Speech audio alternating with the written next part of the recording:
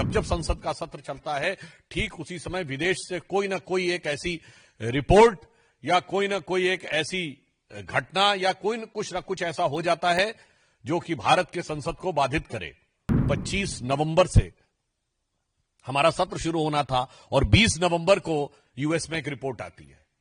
यह सिर्फ महज संयोग है या एक व्यवस्थित भारत विरोधी प्रयोग है।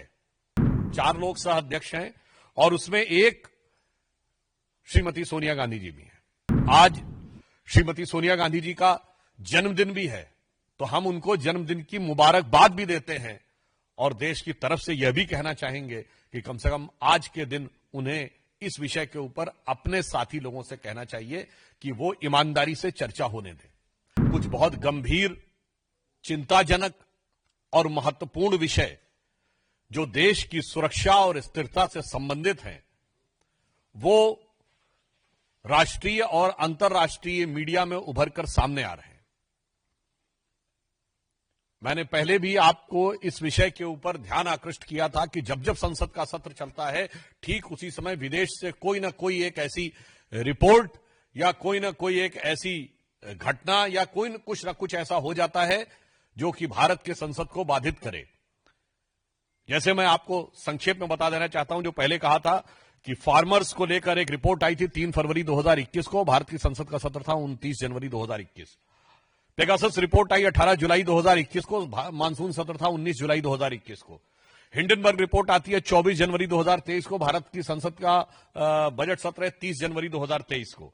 बीबीसी की डॉक्यूमेंट्री आती है 17 जनवरी 2023 को और संसद का सत्र है 30 जनवरी 2023 से। मणिपुर का वीडियो रिलीज होता है 19 जुलाई 2023 को, जबकि भारत का मानसून सत्र शुरू होता है 20 जुलाई 2023 को। और 10 मई 2024 को वैक्सीन को लेकर एक रिपोर्ट आती है, जब भारत का चुनाव प्रचार अपने चरम के ऊपर था। फिर सेबी के चीफ के अगेंस्ट रिपोर्ट आती है अगस्त 2024 में, जब भारत की संसद का सत्र चल रहा था। और अभी आपने देखा कि 25 नवंबर से हमारा सत्र शुरू होना था और 20 नवंबर को यूएस में एक रिपोर्ट आती है। अब मैं देश के करोड़ों जनमानस से पूछना चाहता हूं, यह सिर्फ महज संयोग है या एक व्यवस्थित भारत विरोधी प्रयोग है? मैं पुनः कह रहा हूं, यह महज संयोग है या व्यवस्थित भारत विरोधी प्रयोग है। और अब उस भारत विरोधी प्रयोग की कड़ियां भी क्रमशः जुड़ती जा रही हैं। ऑर्गेनाइज क्राइम करप्शन रिपोर्ट के विषय में आप लोग पहले भी देख चुके थे। एक और गंभीर विषय प्रकाश में आया है। एक संस्था है जिसका नाम है forum for democratic leaders in Asia Pacific, और इसके बारे में कहा जा रहा है कि this is a non profit organisation established in 1994 with the mission to promote democracy in Asia Pacific region. अब इसमें 4 लोग सह अध्यक्ष हैं, 4 लोग सह अध्यक्ष हैं और उसमें एक श्रीमती सोनिया गांधी जी भी हैं।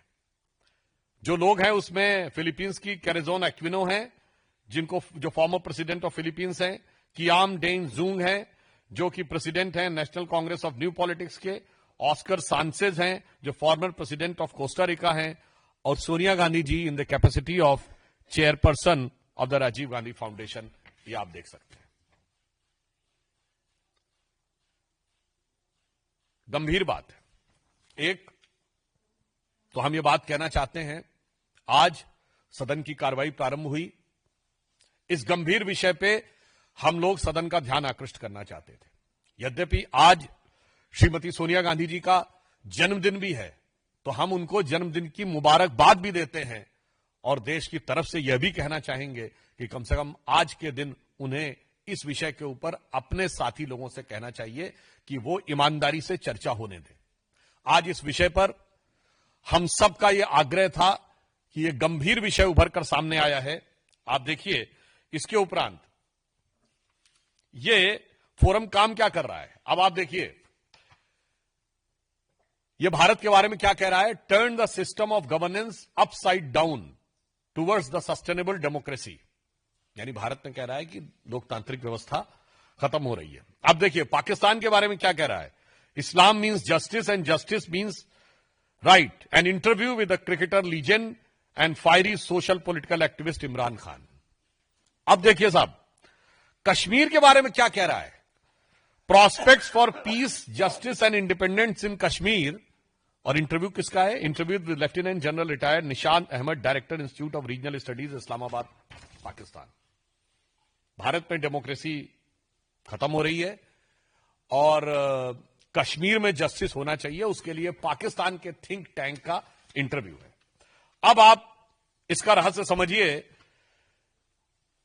वेबसाइट पे प्राप्त जानकारी के अनुसार financial support by contribution from Soros Foundation. अब the dots seems to be connected.